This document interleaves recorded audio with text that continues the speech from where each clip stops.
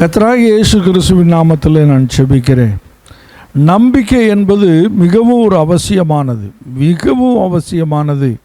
இன்று சொல்லலாம், இயேசு கிறிஸ்துவை நீங்கள் வணங்குங்கள், இயேசு கிறிஸ்துவை தேடுங்கள், இயேசு கிறிஸ்துவை கும்பிடுங்கள் என்று சொல்லும்போது இயேசு கிறிஸ்து அற்புதங்களை செய்யட்டும், அதன் பிறகு நாங்கள் நம்பி அவரை வணங்குகிறோம் என்று சொல்லக்கூடிய சூழ்நிலைகளில் நாம் வாழ்ந்து கொண்டிருக்கிறோம். அப்படி சொல்லுகிறவர்கள் அநேகர் உண்டு.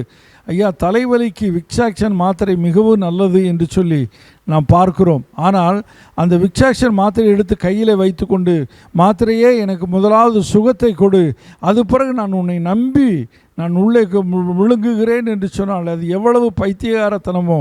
அதே போல் இயேசு கிறிஸ்துவை தேடாமல், இயேசு கிறிஸ்துவை கூப்பிடாமலே இருந்துக்கிட்டு இயேசு கிறிஸ்து எனக்கு சுகம் கொடுத்தால் நான் நம்புகிறேன் என்று சொல்லுகிறது போல இருக்கிறது.